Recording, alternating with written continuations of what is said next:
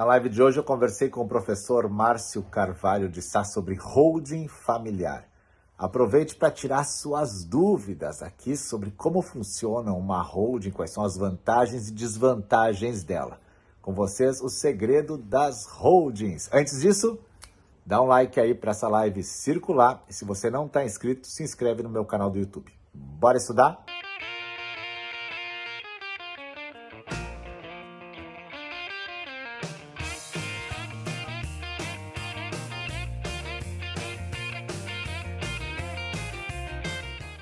E que a gente vai poder conversar um pouquinho sobre holding, um tema que você se dedica há anos, né? Há quanto tempo você já estuda holding e ensina holding? Então, ensinar holding é bem recente, né? Eu sou um advogado militante, eu atuo com holding desde 2008, né? No começo, assim, muito incipientemente e tal, mas talvez depois de 2012, 2014, um pouco mais, com muito mais força. E me dedicando a ensinar holding desde 2018, 19, por aí. Ela sempre existiu, né, Márcio? Na verdade, holding sempre existiu, só que ficou mais popular a história da holding, talvez algumas pessoas até troquem um pouco o que é holding, o que não é. Então vamos clarear para o pessoal o que é holding, né? Para o pessoal que ouve falar tanto, né? Deixa eu começar da resposta e aí vou nessa, tá? Boa. Holding é participação societária, ok? Holding é participação societária. Então, o que é holding? Participação societária, beleza? Beleza. Tem uma razão disso, tá, Marcos? E aí fica à vontade para ir me cortando, que senão isso aqui vira um monólogo, uma palestra chata pra caramba. Mas assim, de onde vem essa história e por que não chamar de participação? Você vê muito sociedade de participação, por exemplo. Fulano de tal, participações limitada. Ok? Isso é uma holding. Beleza? É uma sociedade de participações. Por quê? Esse negócio ele nasce na Inglaterra e se popularizou aqui nos Estados Unidos. Tá? Aqui nos Estados Unidos, o dono de uma empresa, ele não é sócio. Ele não é chamado de sócio. Ele até... assim, no linguajar popular é chamado de owner, dono, ok? Mas ele é o que eles chamam de shareholder, ok? Porque aqui uma ação ou uma cota é uma share. E o cara que é portador de uma share, portador de uma ação, ele é um shareholder, ok? Aqui nos Estados Unidos se usa muito essa figura do portador. Por exemplo, o cara que tem um green card. Ele é um green card holder, ok? Você é o cara que é habilitado a dirigir. Ele é um driver license holder, né? E o cara que tem uma empresa, ele é um shareholder. Então, a atividade de ter empresa, que não é uma atividade econômica, ela não é, né? Ser dono de empresa não é atividade econômica, propriamente dita. Essa atividade, ela é chamada de holding. Legal? E aí veio a lei, como ela não é uma atividade econômica, e as empresas elas existem para exercer atividade econômica, vieram leis no mundo inteiro, criando essa ficção jurídica, dizendo que esta atividade de holding também é uma atividade econômica. Então, peraí, a holding em si ela não é uma atividade jurídica, ela é uma atividade de participações, ela não encaixa só. Ela é uma atividade jurídica, ela não é uma atividade econômica. Econômica. Porque ser sócio não é exercício econômico. Né? Certo. O exercício econômico é feito pela própria sociedade, não pelo sócio. Ok. Tá. Então, por que... e holding familiar? Holding e holding familiar. Tem uma diferença aí. A holding familiar não é um instituto jurídico. Legal? Não é um instituto jurídico. É só o exercício da família, ok? De uma empresa de participações. Todavia, o que aconteceu? Em 1976 veio a lei de SAs para o Brasil, ok? Nasceu a nossa lei de SAs, já tinha algumas regras de SAs, né? Mas veio a nossa grande ordem jurídica sobre sociedades anônimas, legal? E aí com elas também veio uma forma de organização do patrimônio e das próprias empresas feitas pelas famílias. E aí as famílias começaram a criar, e eu estou falando de famílias detentoras das grandes fortunas, as grandes companhias do Brasil. E elas começaram a criar sistemas societários que passavam por holding. Então, o que a gente chama de holding familiar não é uma empresa, é um sistema que você monta para organização do patrimônio da família. E aí você pode ter uma empresa, duas, três, muitas, tanto faz. Vai depender da complexidade de cada, patrimonial de cada família. Isso é uma holding familiar. Aqui no Brasil, a gente fala muito, quando a pessoa começa a ter patrimônio maior, em fazer uma holding para evitar o inventário. É barbada, pelo visto, porque todo mundo fala, né? Nunca vi, né? Como é que funciona isso na prática, hein? E realmente vai evitar o inventário? É uma vantagem patrimonial? Quais são os cuidados que tem que ter? Legal. Você até brincou, né? Ah, todo mundo já ouviu esse jargão. A gente já fez muita propaganda na internet dos nossos cursos, muita propaganda, onde na propaganda a gente fala assim, o inventário vai acabar. Você sabia disso? Você está preparado? E, assim, e na própria propaganda, aí tem os antecipados, né? Na própria propaganda a gente tomava esse cuidado. Gente, o inventário não vai acabar. É lei, vai continuar aí. Só que, pelo menos se depender de mim, vai virar letra morta na lei. Vai virar nova sociedade incomandita simples. Ok? Você sabe que está lá, você até estudou, mas não se usa. Aqui nos Estados Unidos, por exemplo, tem inventário. Ok? Mas as pessoas não fazem, porque é caríssimo. É caríssimo, ninguém deixa para o inventário. Porque deixar para o inventário é perder 40% só de imposto para o governo. Aí é 40%, né? 40%. E não é que os Estados Unidos é mordedor.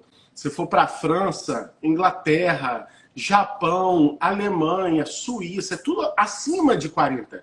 Né? E eu estou falando só de país subdesenvolvido. Né? Então existe uma política desses estados de morder forte no inventário para evitar que as pessoas deixem para o inventário, para elas darem circularidade para o patrimônio delas. Com a holding, sim, a gente consegue evitar o inventário. Eu até falo o seguinte, que holding, ela não é propriamente um instrumento de planejamento sucessório. Eu não faço planejamento sucessório, ok? Ele é um instrumento que evita a sucessão. Porque quando acontece a sucessão, a organização patrimonial já estava montada. Então ela só dispara o gatilho que o sistema é montado para evitar o inventário. Tá? Perfeito, interessante, interessante. Porque alguns inventários, né, a realidade de inventário no Brasil a gente sabe qual é. Se os herdeiros se dão bem, tudo bem. Se os herdeiros têm algum problema, a casa cai. Né? E tem inventários que levam 10 anos, 15 anos. Eu registrei um inventário há pouco tempo de 20 anos, né? 22, eu acho. Incrível. E a família, nesse período todo, tentou administrar o patrimônio e acabou que o patrimônio se esvaiu, né? Porque na briga foi um horror.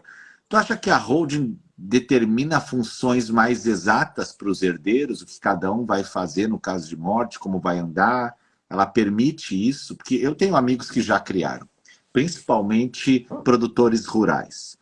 Normal mesmo, eles contratam, deve até contratar teus alunos aí, e fazem a criação da holding, e o sistema é aquele, né? O pai e a mãe têm um patrimônio, né, grande, então eles integralizam como capital social, depois transferem as cotas, mas eles criam também uma atividade empresária na qual tem a participação, né? E aí isso passa a andar melhor, e aí passa, claro, a retirar lucros de tempo em tempo. Então a família anda como uma grande empresa, né? Maravilha. É exatamente isso. As pessoas começam a entender como organizam o patrimônio delas da mesma forma que uma empresa. Algumas pessoas até colocaram no chat assim, mas aí vai ter que inventariar as cotas. Aliás, algumas não, várias. Vai ter que inventariar as cotas, né? E a resposta é não, não precisa inventariar as cotas. Existe um sistema que a gente constrói em torno disso, que é um sistema de doação. Vai ter que doar as cotas. Não. É um sistema que as regras são diferentes das regras de direito civil.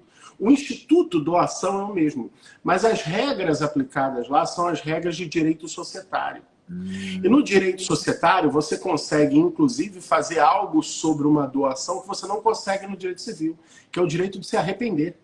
Então, você pode até desistir de tudo o que foi feito e falar, não, eu quero voltar ao status quo. Pode. Então, e é uma doação que os herdeiros não têm, ela é meramente burocrática, ela não tem efeito nenhum, é uma doação de papel na prática. Na prática, é uma doação de papel. Só que, o que acontece com essa doação de papel? O dia que o detentor desses poderes, ele desaparece da face da Terra, ok? Toda aquela concentração de poderes desaparece, é o que a gente chama do sistema de gatilho, ela desaparece. E aí os filhos passam a pilotar de uma vez só. Enquanto o pai está aqui, ou mesmo depois que o pai se vai, Marcos, olha isso, é possível você estabelecer, sim, todo o comando dessa empresa, já em vida do pai, inclusive para depois. Então, respondendo a tua pergunta, o pai ele consegue preservar o legado dele porque ele consegue realizar coisas que o inventário não possibilita. Por exemplo, a gente já teve aqui uma indústria lá no Rio de Janeiro que ele tinha 2 filhos, ok? O dono da indústria ele tinha 2 filhos, os 2 gênios, Marco. 2 gênios. Só que um gênio dos negócios, braço direito dele. O outro um artista, escultor de mármore de Carrara. Você tem noção do que é isso? Você sabe quantos existem no Brasil? É um troço assim... É louco, o cara faz estátua do meu tamanho de mármore de Carrara com uma serra elétrica de coisas de diamante. O cara é um artista, é um gênio da arte. Só que o padrão de vida daquela família é mantida pelo braço direito do pai, que é o gênio da administração. Então o pai conseguiu ali, a gente conseguiu estabelecer a holding dele para garantir que eternamente o irmão que é preparado para isso continue no controle das empresas. Entendeu? É lógico que tem um conjunto de cláusulas para preservar os interesses do outro e tudo mais. Se você não preservar o interesse de todos, se for um negócio constituído para alijar alguém, vai dar problema. Esse alijado sempre vai ter o poder de buscar o poder judiciário. Então, todo aquele sistema que você montou para tentar beneficiar alguém, na verdade, vai criar um problema para esse alguém. Por isso que o negócio é muito redondinho, porque não funciona para falcatrua, sabe? Exato, porque algumas pessoas tentaram fazer falcatruas de holding, né? Então, o cara descobre que tem um filho fora do casamento, né? E descobre que o filho já está grande, né? E aí ele, então, esconde isso da família por um tempo, e aí ele resolve falar para a esposa um dia, olha, apareceu um herdeiro aí. E aí ele procura alguém e o advogado diz, vamos criar uma holding, colocar todo o patrimônio dentro, e quando tu morrer, esse herdeiro não tem direito a nada. Isso já aconteceu assim e já foi objeto de discussões, né? É comum as pessoas acharem que isso funciona, tu tem visto? Extremamente comum. Sabe o que eu digo, Marco? Eu digo para os meus alunos o seguinte, olha, não se impressione com os primeiros casos. Esse trabalho com holding é um trabalho que dá muita experiência muito rápido, né? Mas olha só, eu vou trabalhar com ações de alimentos, vou me dedicar só a fazer ações de alimentos. É provável que eu passe 10 anos militando até ter o meu grande caso diferente do normal, sabe? No trabalho com holding, não. No trabalho com holding, na sua primeira, segunda, já chega o extraordinário. Coisas que as pessoas já buscaram soluções ordinárias no direito e não encontraram e vêm até você. Então, por exemplo, esse tipo de situação. Então, chega bastante. A gente fala assim, não, eu tenho um filho fora do casamento, tá, minha família não pode nem saber, eu quero montar uma holding para isso. Eu falei, beleza, dá para fazer. Só que você vai criar um problema exatamente para quem você quer preservar. Por quê? Porque não vai resolver. Não vai resolver. Não é permitido deserdar alguém no Brasil. E através do sistema de holding, você consegue montar um sistema que você deserda. Mas esse sistema é ilícito. E ele vai ser desmontado, ele vai ser anulado lá na frente, vai ser desmontado. Então não vai funcionar. Recentemente... Então nós temos que separar. A vontade tem que ser lícita. Não existe uma maneira certa de fazer uma coisa errada, né? Exato. Nossa, perfeito. Adorei isso, tá? Não existe uma maneira certa de fazer a coisa errada. Perfeito. O pessoal pode guardar isso, escrever no chat. Assim, ó, não existe a maneira certa de fazer a coisa errada. É isso. Não tem o que... Aliás, Marco, eu vou falar o seguinte. Eu vou botar isso, vou abrir aspas, fechar e colocar o teu nome.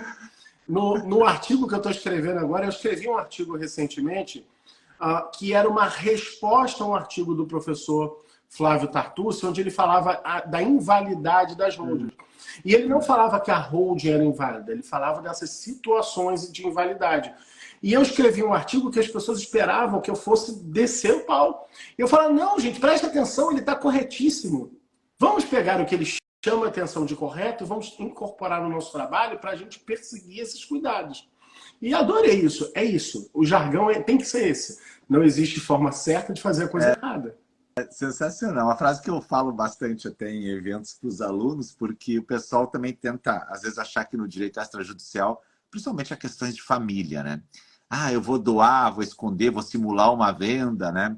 Não tem isso. Agora, as grandes vantagens da holding, né? Então, imagine que alguém vai advogar nessa área e está pensando em captar clientes para a holding. É fácil captar clientes. Há uma ideia de que só faz holding quem tem muito dinheiro. Senão não vai fazer holding porque não vale a pena. Essa é uma premissa verdadeira e essa captação de clientes, essa busca pelo cliente é algo complexo, mais fácil, tem muita gente esperando. Eu conheço muita gente esperando, tá? Só falar.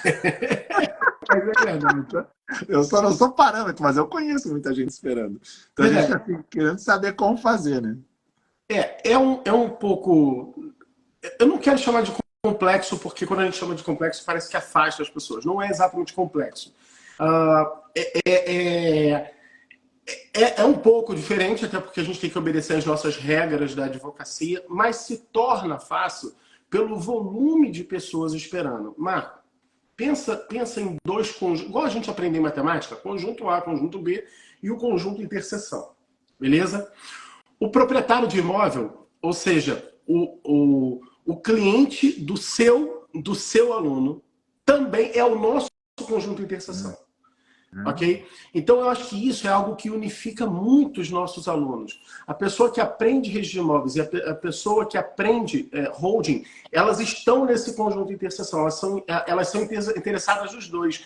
O cara que está aqui e o cara que está aqui, o registro de imóveis, ele é o conjunto de interseção. Aliás, eu diria que a interseção ela vem aqui, ó, do imóveis, família, né? Verdade. Empresarial e até tributário. Todos eles se interlaçam em algum momento, que é onde está tudo ligado. Exato. E aí, o que você tem? Você tem aí a holding, ela pode vir a servir para uma pessoa que não tem bem nenhum. E esse é o melhor dos mundos, tá? Esse é o futuro. No futuro, Marco, a gente vai ter uma mudança de paradigma e as pessoas vão perceber o seguinte, olha, eu quero adquirir bens. Legal? Se eu quero adquirir bem, eu quero que esse bem dure para sempre, não faz sentido eu colocar em nome de algo que acaba, que é um CPF. Então, se eu vou adquirir um imóvel, por exemplo, antes eu vou montar a minha holding.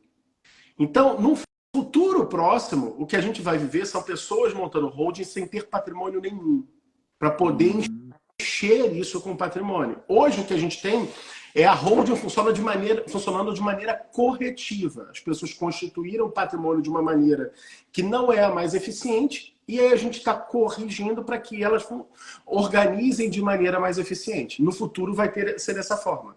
Agora, todas as pessoas no Brasil que têm pelo menos um imóvel, não é que seria bom para elas. Eu defendo a ideia de que elas são necessitadas de ter um sistema de holding familiar.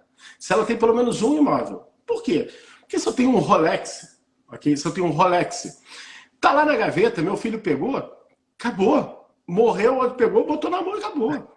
Deixa eu te contar que uma vez, eu como tabelião, recebia um advogado para fazer um inventário e ele disse assim, ó, os herdeiros abriram o cofre do pai. Estava atrás de um quadro na parede, né? Todo mundo sempre respeitou. Agora o pai falou, abriram o cofre. E lá tinha barrinhas de ouro. Barrinhas de ouro.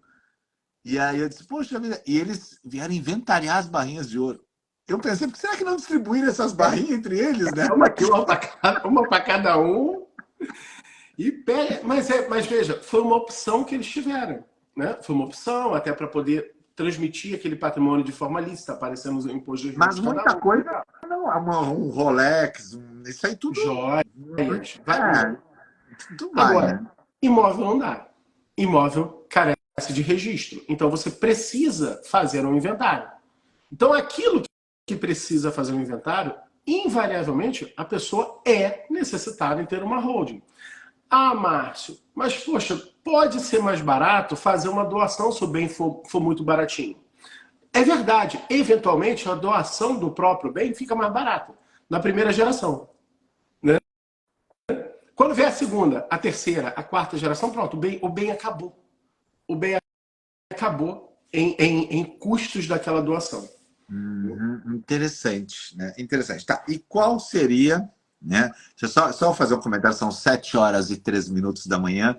Se você não segue o professor Márcio ainda, eu vou dar uma sugestão para você. Clica aqui no meu nome e segue ele, porque ele é uma das maiores autoridades do Brasil sobre holding. E ele ensina, já tem mais de 6.800 alunos advogados que aprenderam com ele holding. Então, se você ainda não segue ele, você está perdendo a oportunidade de estudar holding, até de graça, porque ele tem muita coisa no canal dele. E quando ele abre vagas, você pode se tornar aluno dele, como o meu aluno vai para lá, aluno dele vem para cá. Nós somos uma grande família, os grandes infoprodutores desse país. Se você sabe que se eu trago alguém aqui para o meu canal, é porque eu confio. Senão eu não ia mostrar para você de manhã com 450 pessoas alguém que eu não confiasse. É uma pessoa que eu confio, que eu gosto, então clica aqui no meu nome, vai aparecer o nome dele, segue para ter mais dicas sobre holding. Inclusive tem vários alunos teus aí, eu já estou vendo, né? Ali o pessoal comentando, e que legal isso aí, né? E, bom, agora vamos imaginar assim que alguém está aqui dos meus alunos e disse, nossa, eu nunca pensei em trabalhar nisso, acho que não é para mim. Isso serve também para quem quer começar do zero?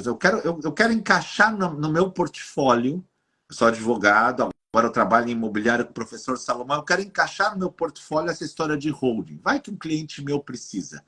Dá para começar assim do zero ou ele precisa fazer umas 3, 4 pós-graduações, uns 2 mestrados, um doutorado e daqui a uns 10 anos ele volta para casa?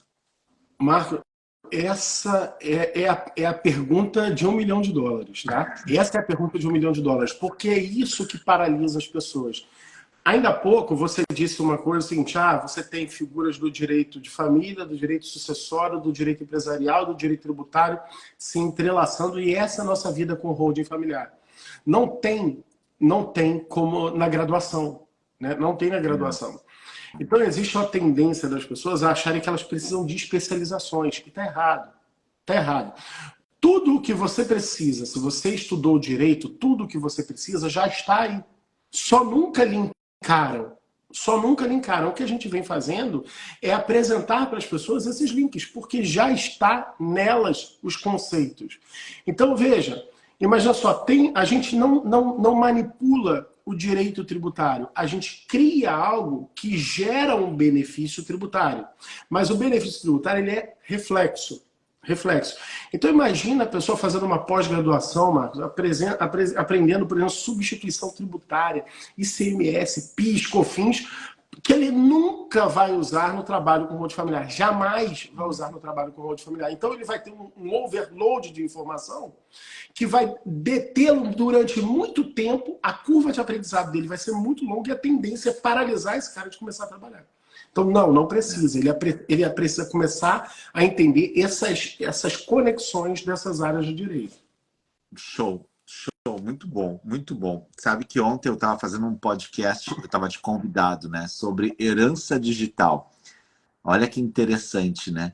Como seria, agora me ocorreu aqui, né? Então, se for um balão, você te considera. Como seria encaixar a meu patrimônio de herança digital dentro de uma holding? Acho que eu vou pensar nisso no futuro, sabe? Mas olha que é interessante a gente começar a pensar nisso, né? Porque o patrimônio digital que você deixa e que eu deixo é um patrimônio avaliável, né?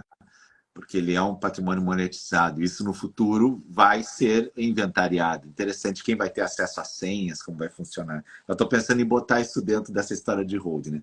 Bom, então qual é o primeiro passo para quem trabalha em direito de família, trabalha em direito de sucessões, trabalha em empresarial, trabalha com imobiliário e ele quer aprender holding? Ele tem que começar a fazer um curso de direito empresarial avançado, seria isso? Não, ele tem que estudar holding familiar. Ele tem que estudar holding familiar.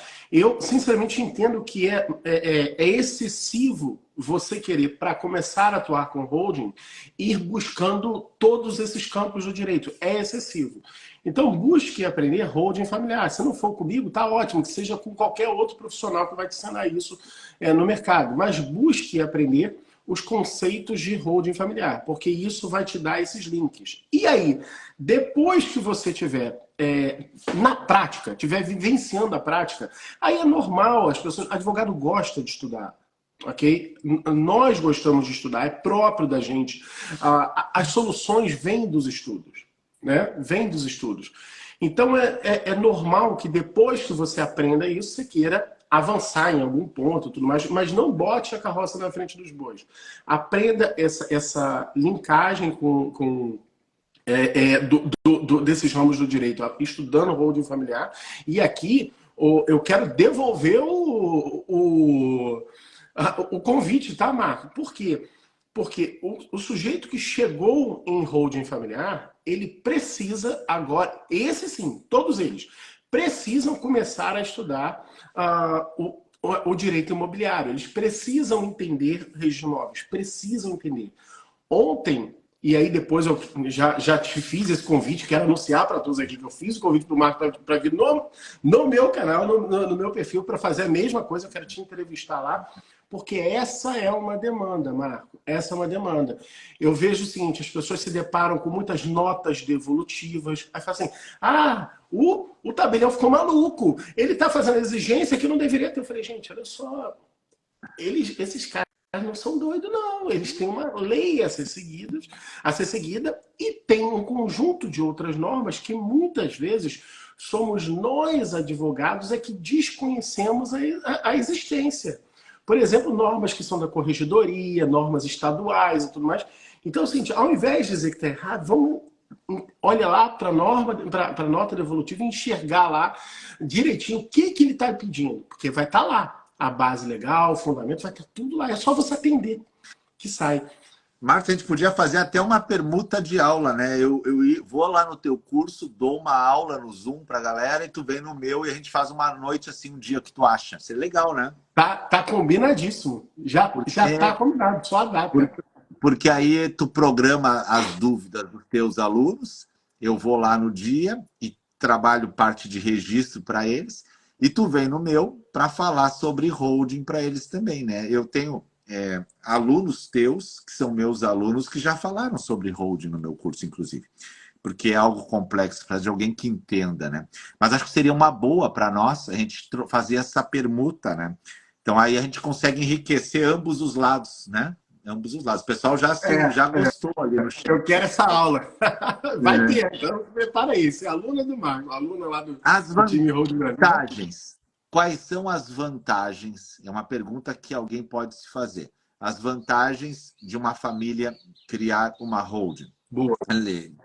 Ele tem 2 apartamentos, tem uma empresa e tem uma casa, tem carros, casa, ou tem pouca coisa ou tem muita coisa. Quais são as vantagens? Rural ou urbano? Quais são as vantagens de uma família fazer uma holding?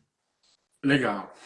Vamos separar basicamente em 2 campos de vantagem, tá? São vantagens que são materiais e imateriais, tá? As vantagens imateriais é, por exemplo, evitar esse tipo de conflito na família. Por quê? Porque não tem... mas sabe de onde surge a maioria dos conflitos nas famílias? Surge dos terceiros. E quem são terceiros? Terceiros são aquelas pessoas ungidas por Deus, que jamais estão defendendo interesse próprio. Traduzindo, tecla SAP, é o genro e a nora, né? Nunca estão defendendo interesse próprio. Então, é só o interesse do meu filho. Aqui. Então, e que é um interesse legítimo. Mas veja, o moçoilo, a moçoila, casou com o sujeito. Eles dois são apaixonados. Ele não nutre nenhum tipo de sentimento de amor, paixão, nada pelo cunhado. Legal? Ele não tem, ele só foi imposto à vida dele o cunhado. Legal? Então, e o elo de ligação já não está mais aqui. Já não está mais aqui. Então, a fidelidade que ele tem é com aquele núcleo familiar, não com o do cunhado. E quando esse genro, essa nora, percebe que existe conflito, ele quer brigar por isso e influencia aquele que é irmão. E aí nascem os conflitos. A gente vê muito isso. Nascem os conflitos. A holding inibe isso, porque tudo já está montado antes, né? Para o produtor rural ou para o empresário, a holding ela é muito importante também para preservar legados. O sujeito deu duro a vida inteira e aí formou um filho médico e o outro, por exemplo, é engenheiro de aeronaves. Tá? Engenheiro de aeronaves. Nenhum dos dois vai seguir a atividade rural. Mas com a holding, no momento que ele transforma aquilo numa grande corporação, o cara que é médico, ele fala assim, não, eu preciso continuar tendo lá aquele cara que é uma espécie de CEO, ok? Então ele preserva o legado ad eterno, ele não precisa estar lá para ser sócio daquela atividade agropecuária. Até porque ele vai ter retirada de lucros ali, que vai ser uma grana boa, né? Algumas vezes por ano vai entrar capital naquele bolso. Então, eu posso não entender nada da área rural, mas eu posso ter um CEO que vai administrar a fazenda e eu estou ali recebendo a parte de lucros. Bom, nossa, né? Quem não queria ter uma renda eterna, né, meu amigo? Sim, a renda passiva, né? Maravilhosa. E ele tá lá, tá gerando lá, ele segue o que o coração dele faz, o que faz o coração dele cantar. Lindo. E aí você tem algumas também atrações, alguns atrativos que são materiais. Por exemplo, primeiro, dentro do inventário, porque evitar o inventário não é só evitar o conflito, ok? É evitar o imposto do inventário. Ah, mas você falou em doação. Sim, mas veja, a Constituição coloca os dois impostos no mesmo artigo, mas são dois impostos diferentes. Imposto sobre herança e imposto sobre doação.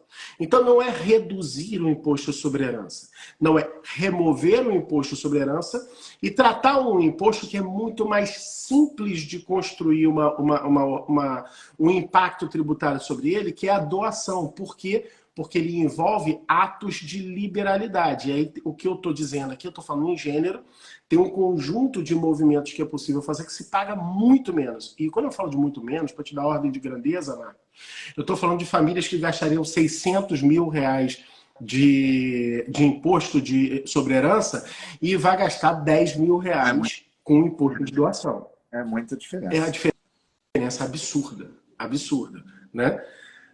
Além disso, além do inventário, se você evitar o inventário faz ficar muito mais em conta, né? Um ganho para a família muito grande. Você tem também a possibilidade de utilizar essa estrutura para exercer locações de imóveis. E quando você está fazendo locações de imóveis, duas coisas acontecem. Ou famílias que não declaram, e elas não declaram porque elas são criminosas, sonegadoras, ok? Elas não declaram, Marco, porque sai caro. E elas têm aquele peso, e elas não dormem tranquilo por causa disso. No momento que tem aquela possibilidade deles declarar, eles querem declarar. E eu falo para eles, você vai sair de 27,5% para 11%. Não, eu quero.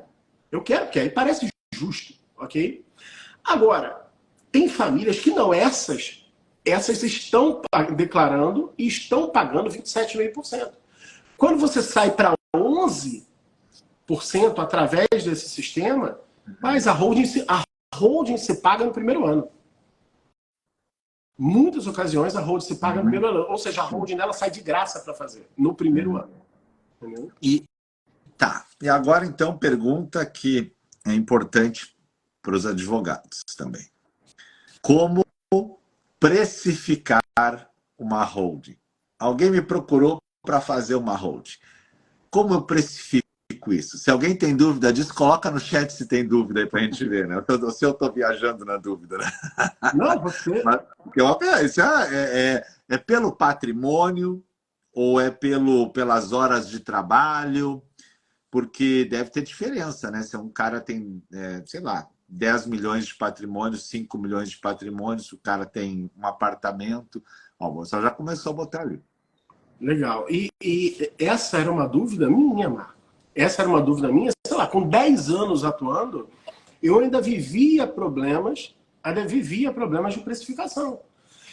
Isso eu estou te falando com 10 anos atuando com holding familiar. Eu já ainda vivia problemas de precificação, até que a gente conseguiu otimizar. Então, precificação é algo que cada um vai praticar o que achar melhor. Legal?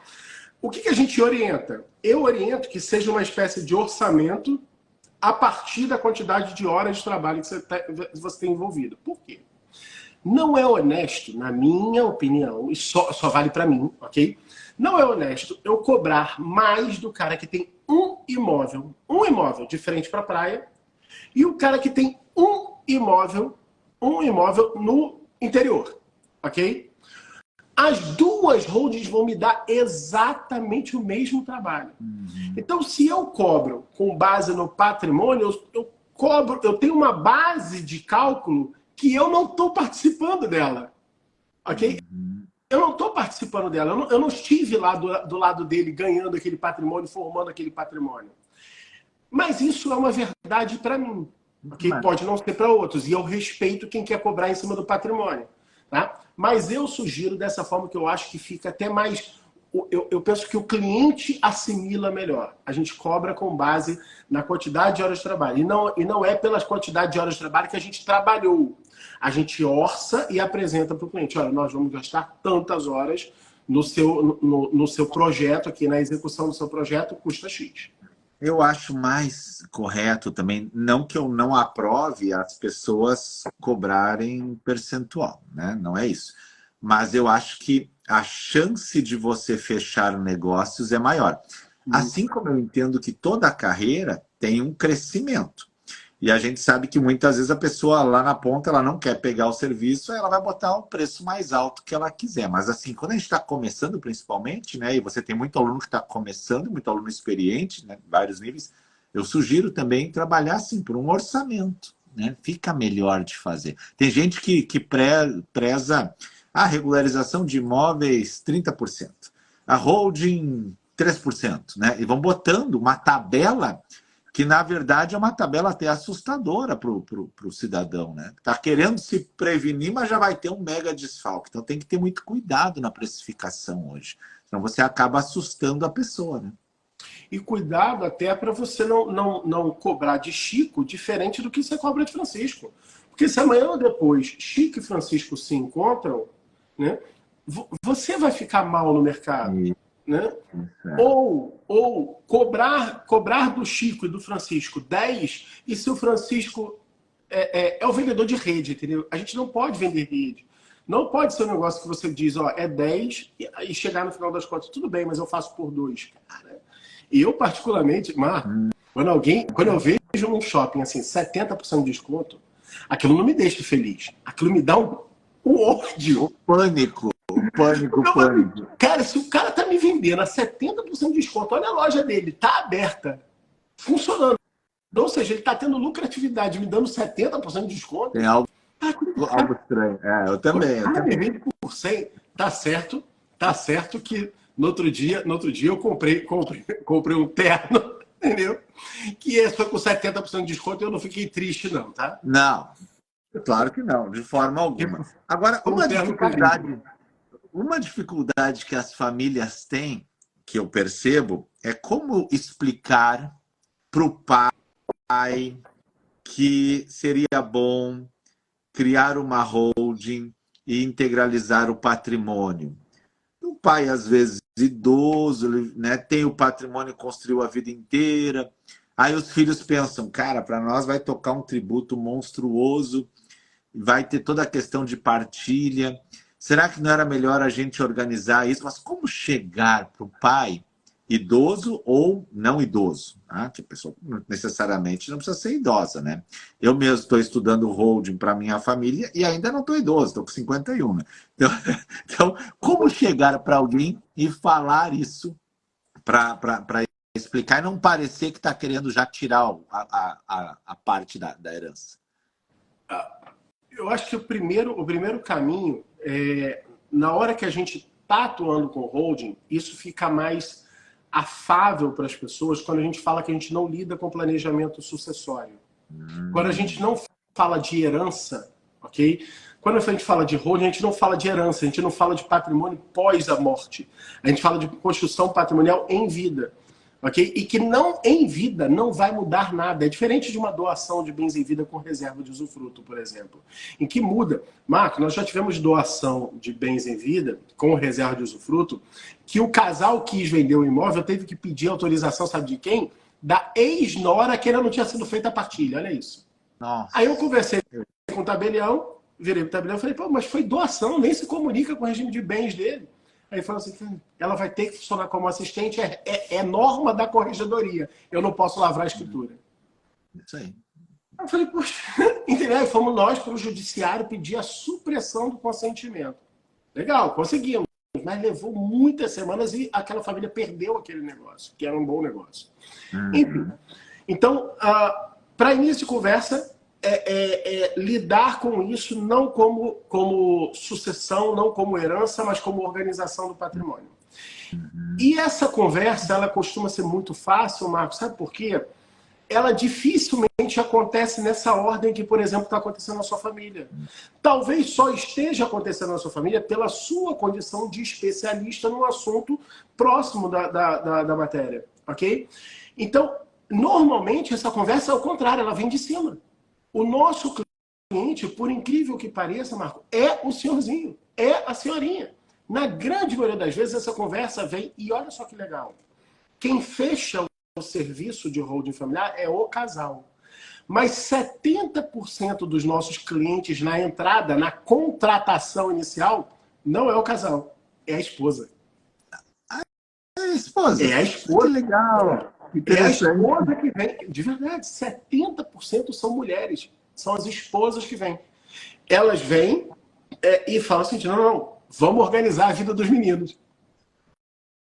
É muito comum da mulher ter esse sentimento de planejar a família, inclusive o bem-estar patrimonial deles, ok? Então, normalmente isso vem das gerações de cima. As gerações de cima... É normal, tá, Marcos? Sabe por quê? Porque o cara que trabalhou a vida inteira, quando ele chega, ele sente que ele fala assim, não, aqui a minha participação nessa vida está chegando ao fim, ele começa... Tô só por esse dia. Não, o cara tem 70 anos de idade, ele sabe que a vida dele tá mais próxima de acabar do que a de tudo que ele viveu. Então ele começa a ver e fala assim, caramba, olha o esforço que eu tive a vida inteira. Para onde isso vai? Então essa preocupação, inclusive, é muito mais dele do que do filho, por exemplo, que é médico, é engenheiro, é dentista e tudo mais, e está lá produzindo, ganhando 50, 70 mil por mês e tudo mais. Esse cara não está preocupado normalmente com a herança do pai. Tá entendendo?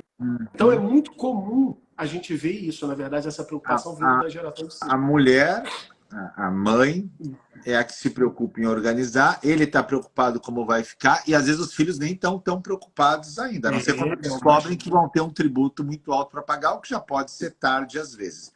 Agora, algumas pessoas acham que para eu criar uma holding, eu preciso ter uma atividade empresária, por exemplo. Eu sou um grande produtor rural. E agora estou me aproximando de uma fase que eu não quero mais, eu quero deixar para os filhos, eu não sei como organizar. Eu preciso criar uma agropecuária e botar todo mundo para dentro da agropecuária e botar o patrimônio na agropecuária, ou eu posso fazer uma holding só de proteção mesmo? Então, pode fazer uma holding só de proteção, mas normalmente essas empresas que têm atividade de participação societária, é comum a gente conjugar outras atividades que são das famílias. Não para exercer a atividade, a gente chama essa empresa que vai reter os bens de célula-cofre, tá? Até para criar essa sensação do seguinte, esta empresa, um cofre não age, um cofre não tem que ficar fazendo atividade econômica, porque qualquer atividade econômica, ela é uma atividade de risco, legal? Então a gente não quer que você pegue o seu acervo patrimonial e misture com uma atividade de risco, mas é comum a gente ter no sistema a conjugação, tá, desse cofre com algo que também vai ter algum tipo de atividade econômica, principalmente para preservar a atividade econômica da família. Então, na montagem do sistema, é comum a gente fazer esse mix, mas a gente busca preservar o acervo patrimonial isolado atividades de risco. Interessante. Muito, muito interessante. Bom, que dicas você dá para quem está querendo não vou dizer assim, migrar de área, mas incluir no seu portfólio isso? Porque tem pessoas que fazem aqui nesse canal direito de família, sucessões, imobiliário. Eu tenho toda essa gama de alunos, né? Todos ligados a patrimônio. Mas a pessoa, de repente, ela não faz ainda holding. Mas ela já sabe que isso está acontecendo, sabe que isso vai, talvez um dia chegue para ela, talvez ela esteja indicando amigos, porque ela ainda não faz. Como que ela poderia aprender holding? Vamos lá. Além de ser teu aluno, né? Ser teu aluno, quando é que tu vai abrir alguma brecha aí de estudo para eles? Hoje o nosso modelo de abertura de turma ele é um pouco diferente, Marco. A gente não faz mais lançamento do nosso curso com aquele curso gratuito e abre vagas, mas hoje a gente faz uma imersão. Essa imersão é uma imersão paga, mas custa um valor bem acessível. E depois o pessoal pode ver isso lá no meu Instagram, né? Então, eu preciso que ele faça essa imersão. É uma imersão de 3 dias, são mais de 30 horas de aula. Durante 3 dias, o sujeito se desconecta do resto do mundo e aprende holding familiar. Então, eu preciso que ele tenha esse aprendizado inicial até para poder entrar no nosso time, ok? Até para poder entrar no nosso treinamento. Então, um primeiro caminho é esse. Dá uma olhada lá no Instagram depois e... Acho legal isso. Acho legal essa forma. Eu acho que ano que vem vou adotar. Porque, às vezes, vem pessoas, quando eu faço evento de abertura de turma, vem pessoas que não são interessadas, porque é gratuito o meu evento, e aí até ficam no chat ali meio despropositados, sabe?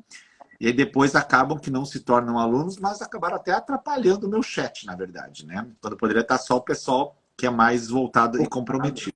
Eu acho que pode ser um sistema mais moderno, né? É o sistema que está sendo adotado aí nos Estados Unidos agora, né? Sim, muito, muito, muito. E essa técnica eu aprendi aqui, né? Aprendi aqui. E ela é muito útil, Marcos, muito útil para todos, não só para nós, professores, mas para o aluno que entra. Porque olha só que interessante é isso. É lógico, a pessoa que está começando um curso agora, começou um curso recentemente, tudo, ele tem lá o objetivo muito econômico, né, Marcos?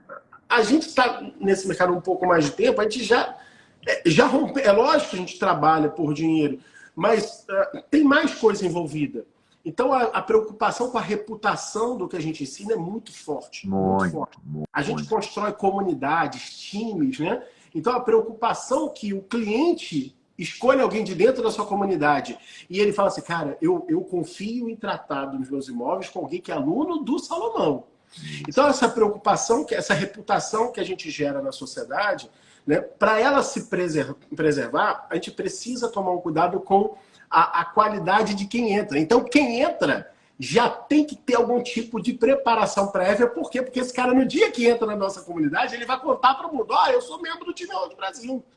Entendeu? Então, ele precisa já sentar lá com uma bagagem mínima. Então, a gente criou essa mecânica de fazer essa imersão antes. Mas, independente dessa imersão, poxa, a pessoa tem disponível no mercado outras opções, tem livro e tudo mais. Então, acompanha. Eu faço muita coisa gratuita, seja no Instagram, principalmente no YouTube, é um pouco mais abordado, em formato mais de aula, né? Então, tem muito espaço para a pessoa poder... Qual o nome do teu canal do YouTube? Professor Márcio Carvalho de Sá. Perfeito. Uhum. Perfeito. E um negócio que eu queria comentar, Marcos, que você falou, que eu acho muito importante. Você disse o seguinte, não migrar de área, mas incluir no seu portfólio. Nossa, isso é uma visão, gente. Veja, Marco, eu te acho um sujeito muito inteligente. Muito inteligente. Além de ser... Minha mãe também. Minha mãe também acha.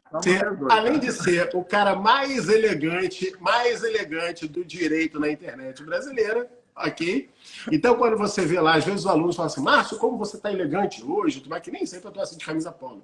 Mas como você está elegante hoje? Eu estou copiando, eu sou Ctrl+C e Ctrl+V desse estilo, ok? Marco Salomão de ser, o cara é o cara elegante. O dia que eu puder comprar um terno dos que tu usa, meu amigo, aí eu ganhei a vida. Fiquei parece, rapaz. Até parece. O meu vende na vitrine, pô. O cara aí vai desenhar e costurar. Mas vamos lá, falando sério. Então, assim, essa coisa do incluir no portfólio, eu achei o máximo. Então, eu fiz essa brincadeira aqui para as pessoas entenderem o seguinte. É um cara muito inteligente, Marco, não estou rasgando cedo, é verdade. Então, não é...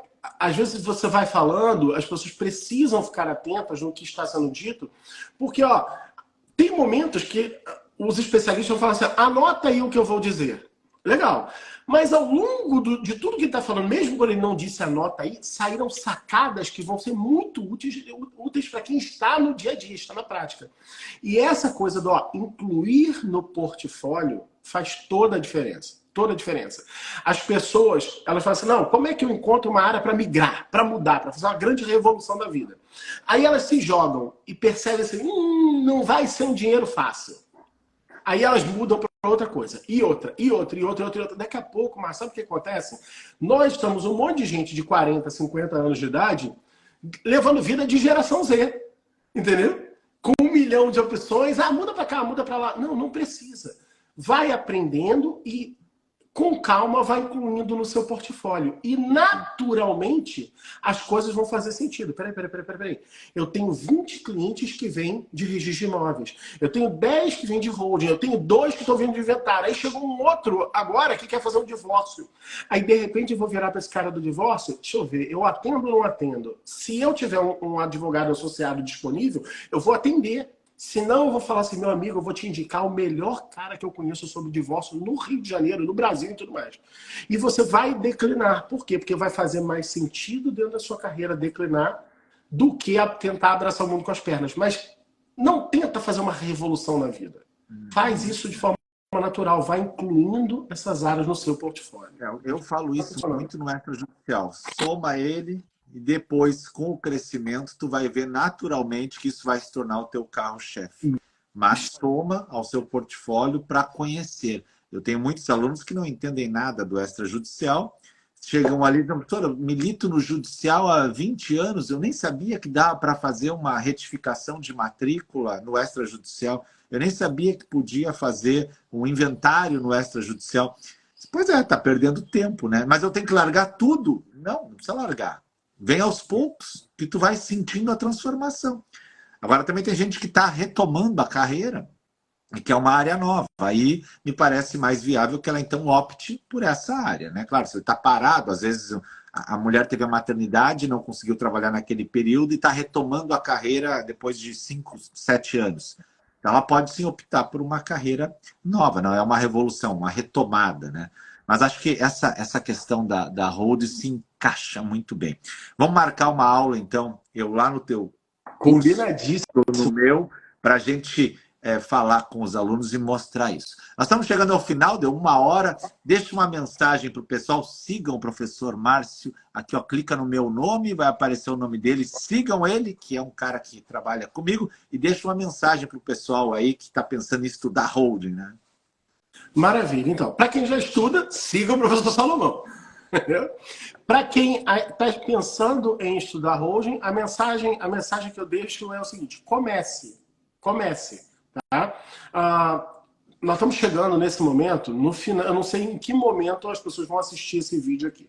Você que está ao vivo, você que está assistindo recentemente a esse vídeo ter sido feito, nós estamos no final de 2023, 2024 está chegando e no 1º de janeiro as pessoas vão querer planejar 2024. Ou seja, existe uma forte tendência que as pessoas tenham 2024 exatamente como foi 2023. Então não faça isso. Se você quer que 2024 seja forte na sua carreira, você precisa começar a planejar 2024 agora. E o momento de começar a planejar 2024 é neste instante, não é no 25 de dezembro, porque ninguém planeja nada. É nesse instante. Então, se você pensa em agregar algo ao seu portfólio que pode colocar a tua carreira numa posição diferenciada, olha, eu penso que você está... nós estamos fazendo uma live aqui no momento exato para isso. Eu entendo que holding familiar é uma grande oportunidade de carreira na advocacia. Mas não é porque gera grandes honorários. não é porque dá muito dinheiro, é porque resolve grandes problemas da família brasileira. Então, a família brasileira não vai te pagar muito dinheiro por isso. Ela vai expressar monetariamente o tamanho da solução que você entregou e mais, ela vai ficar extremamente grata pelo que você fez pelos filhos dela. Eu costumo dizer, Marco, que holding é um ato de amor que os pais que não precisam de uma holding constroem para que o filho jamais viva um momento de horror, sabe? Bom. Então realmente algo que a gente tem uma oportunidade na advocacia de romper com aquela coisa do litígio e oferecer para a família um ato de amor. Isso para mim é lindo. Show, hein? Parabéns pelo teu trabalho e pela mudança de vida que você proporciona aí a todos que estão no teu time.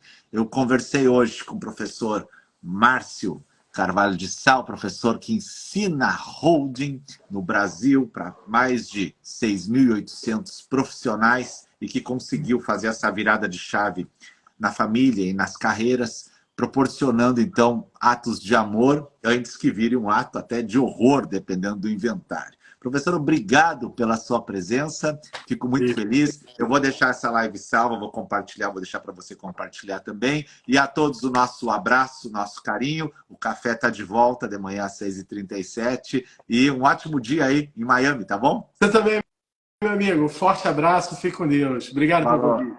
Tchau, tchau. Tchau.